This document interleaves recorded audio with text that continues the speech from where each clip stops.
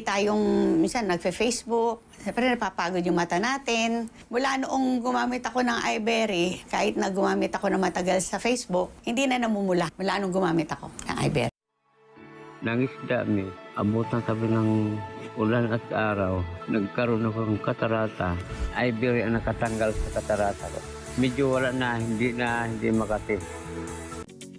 Kasi Dani, nangisda, nagkaroon ako ng katarata, iBerry, giinom na ako, umaga, tanghali, hapon. Salamat sa iBerry. Medyo wala na, hindi makati. Dahil palagi akong nakababad sa mga computer, sa cellphone, at ranas ako minsan ng mga eye strains at dahil dito nagkaroon ako ng mga migraines. Salamat talaga sa iBerry dahil dito mas nakakonsentrate ako sa pagsastudy. Mahalagang paalala, ang iBerry ay hindi gamot at hindi dapat gamitin pang gamot sa namumuhay ang sakit. Mahalagang paalala, ang iBerry ay hindi gamot at hindi dapat gamitin pang gamot sa namumuhay ang sakit. Mahalagang paalala, ang iBerry ay hindi gamot at hindi dapat gamitin pang gamot sa namumuhay ang sakit. Mahalagang paalala, ang iBerry ay hindi gamot at hindi dapat gamitin pang gamot sa namumuhay ang sakit.